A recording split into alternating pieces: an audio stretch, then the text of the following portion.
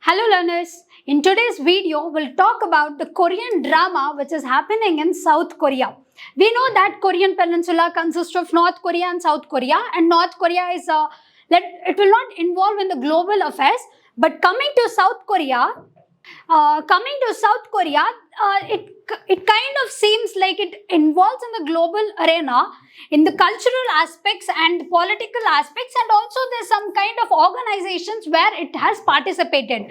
But currently the political drama which is happening in South Korea, and also some certain kind of anti-democratic activities which are going on, and also the economic perspective, it is coming down. So all this drama which is going on is giving us a chance and opportunity to study about South Korean and Indian relation in our UPSC perspective, especially in our IR section. So we'll discuss this particular relation, and firstly we will see what is the geography about the South Korea. So coming to this, here is our North Korea, the whole Korean peninsula. If you see, the whole Korean peninsula consists of the North Korea, and this part is the South Korea, and coming to the capital city, it is Seoul. And remember that it is near to the North Korean border. And coming to water bodies, on its left it has Yellow Sea, and over here it is Sea of Japan, and it's on the south there is Korean Strait, which is separating the South Korean peninsula with the country Japan. Coming to here, there is a Jeju Strait. This island also belongs to this South Korea country itself. So the Jeju Strait is not dividing any two countries, but just the island country of a Jeju Island which belongs to South Korea itself. But the Korean Strait is separating South Korea and Japan. And coming to the important rivers are the Han River and Noktung River. You need to remember this Han River. So this is a small political map and little water bodies which is surrounded our South Korean peninsula. Now, so what is, if we have to see the bilateral relations of India and South Korea, mainly we have to understand that we have a formal diplomatic relations established in 1973 itself, and in 2010 we have elevated this relation to the strategic partnership, and a special strategic partnership we have upgraded in 2015. So if we see some kind of a formal diplomatic relation we do have with this particular country. And if we know that historical and cultural context, in the cultural context we know that in South Korea we can see the religion called Buddhism, where we can relate to them. And very important story of Princess Suri Ratna. She was a princess of Ayodhya. It is said that she got married to a Korean king. So such kind of historical and cultural context we do have with them. And coming to bilateral relations, we establish diplomatic ties openly. Now, what are the key areas of the cooperation with this particular country in our economic relations or economic perspective? Coming to trade, we have a bilateral trade of $25 billion in 2023, and we also have a comprehensive economic partnership agreement which was signed in 2010, which is aiming to have or to double the trade volume which is existing. And we export goods or materials like iron ore, petroleum products and textiles, and we also do import, and also this import is in a little larger extent like the electronics product and machinery and automobile from South Korea. Coming to investment, we know the great companies or the vast companies like Samsung, Hyundai, LG and POSCO are the significant investments. These companies, the South Korean companies, have significantly invested in the Indian market, and also the Indian companies like the Tata Motors, Mahindra are also having presence in South Korea. So there is two-way investments happening and also the trade. This is the economic relation. And coming to the defense and strategic ties, we have a defense cooperation agreement in 2005 which lays all the groundwork, which is saying that we do have some kind of a military collaboration. And we also have an MOU, a Memorandum of Understanding on the Defense Logistics Exchange. This was done in 2019, and this is facilitating the logistical support between the armed forces. South Korean armed force and the Indian armed force. There is logistic exchange happening, and we also have joint naval exercises, which is obviously strengthening the maritime security because it is closer to the country or the rival country called China. And India is seeking South Korean expertise in the defense manufacturing under Make in India initiatives. So not just in the economic or the trade perspective, but also in the strategic ties, we do have some significant relation with this particular country. And coming to science and technology, we have collaboration in the fields of artificial intelligence. We know how important this is, and the robotics and 5G technology, and the most important, cyber security. And also South Korea is supporting India's Digital India initiatives with providing expertise in the IT and, as I said, in the cyber security world as well.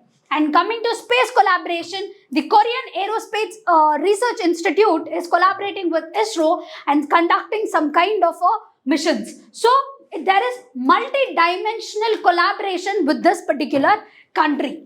And coming to obviously cultural, we know that how the craze is going on about the K-pop industry, or this is an entertainment industry, all this K-drama in an entertainment aspect, how the Indian youth are so attracted to this particular aspect, and cuisine also.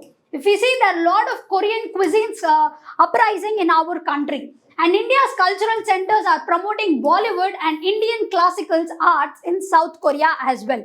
It's a two-way again, but if one has to analyze, it is the Korean presence more in the entertainment aspects in the India. Energy cooperation, we are focusing on the renewable energy, particularly solar and hydrogen fuel cells. We do have certain kind of a cooperation in this respect as well.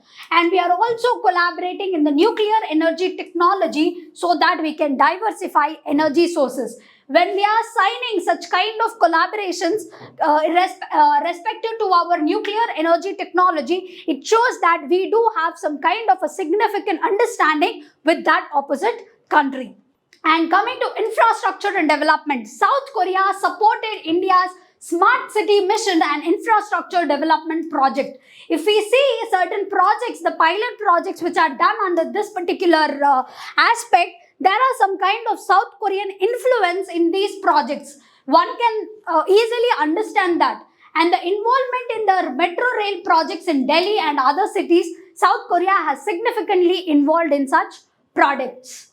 And people-to-people types, obviously Indian diaspora in South Korea is increasing for the academic aspects, and also cultural festivals and tourism exchange is happening between the two countries. Coming to the people-to-people ties, there are a lot of Indian presence in South Korea. So we are trying to work on that aspect and increase the tourism exchange. So what are the recent developments happened? Coming to the current affairs perspective, the economic upgrade, we have revamped whatever CEPA, the Comprehensive Economic Partnership Agreement we signed, we have revamped addressing the trade imbalance and enhancing the market access. And also South Korea is participating in India's national infrastructure pipeline. Such kind of economic upgrade we could see in the recent times. And coming to geopolitical context, South Korea is supporting India's stance on Indo-Pacific stability. This is a very key important feature, and opposing Chinese aggression.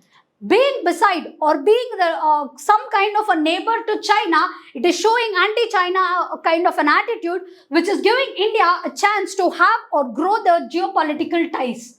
And it is advocating denuclearization of North Korea, because North Korea nowadays is being very, kind of a bone of a fish into the South Korean relations. So it is telling that we need to denuclearize and control the North Korean terrorism. And it is aligning with India's position on terrorism. South Korea is also endorsing India's permanent membership in UNSC. It's a very key important in the recent relations. South Africa as well has shown certain kind of an approach or a support in this respect, and South Korea is also trying to support in this aspect. And also I said we have a proper defense collaboration, and in the recent time we are trying to co-develop the military hardware, including the artillery systems and the naval technology. This howitzers is nothing but the artillery technology, some kind of an artillery, and we are trying to have such kind of collaboration. And South Korea's K9 Vajra self-propelled artillery we are trying to manufacture so that we can promote Make in India project. And cultural diplomacy 2023 is marking 50 years of diplomatic ties. It is marked already in 2023. Now we are in 2024 entering now. So we have crossed 50 years of diplomatic ties, and we have celebrated the kind of the diplomatic ties by establishing exhibitions and all. And if we remember, South Korea invests lot in the educational fairs as well in the Indian context, not just with the central government but also with the state governments. This shows what is the interest of this particular country in our India. So what are the challenges? Obviously, the trade imbalance is there right now, and we are trying to kind of collaborate and try to come under the MOU to neutralize this. So we can see the trade deficit with South Korea because we are largely importing electronics and machinery from this country. So there are some kind of a significant aspects and moves done in this respect. We should wait and see what is going to happen. And coming to geopolitical constraints, South Korea's alignment with US and China is impacting strategic decisions. Though South Korea at times shows an anti-Chinese attitude, sometimes whenever US is in the picture, it tries to align with US and China. So such kind of imbalance is happening, and it's becoming a key constraint or a key challenge for India to tackle. And a limited cooperation on global governance due to differing priorities. We know that South Korea is mostly and completely, capitalist kind of a country. So such kind of deferred priorities are there. So that is also a major challenge, and bureaucratic hurdles are there because regulatory and market entry barriers is hindering Indian exports to South Korea. So these are the key, challenges to be addressed, irrespective of whatever the good things are there. More to be neutralized, these three challenges are to be addressed in context with the South Korean relations. And what is the way forward? What can be done? Obviously, we need to address whatever the challenges are existing. In the economic aspect, we have to diversify the trade, the Indian exports, and leveraging CEPA upgrades. We have revamped this particular aspect, but more has to be upgraded in the context, or we have to diversify the Indian exports and attract the Korean investments in sectors like automobiles, electronics, and infrastructure. It means to say we need to diversify our trade. Coming to defense, we need to deepen the cooperation in co-production, and we have to do a proper joint R&D of advanced defense technologies and expand whatever the naval exercises are currently there to ensure the maritime security in Indo-Pacific region. This can be a way forward, and this will obviously going to deepen the relation more. And coming to cultural ties, we have to promote more cultural exchanges so that we can have a mutual understanding, and the scholarships and academic collaboration should be more and more so that the Indian students and as well as South Korean students can interact with each other cultures. And coming to geopolitical aspect, we need to strengthen our Act East policy more so that we can leverage the South Korea as a key partner in the Indo-Pacific region. And it's very important right now because the rivalry is increasing. And collaborate on the global issues like our climate change and counter-terrorism and the UN reforms. So such kind of common issues we can come together and solve. And what would be the significance of particular relation? We can have a proper strategic partnership.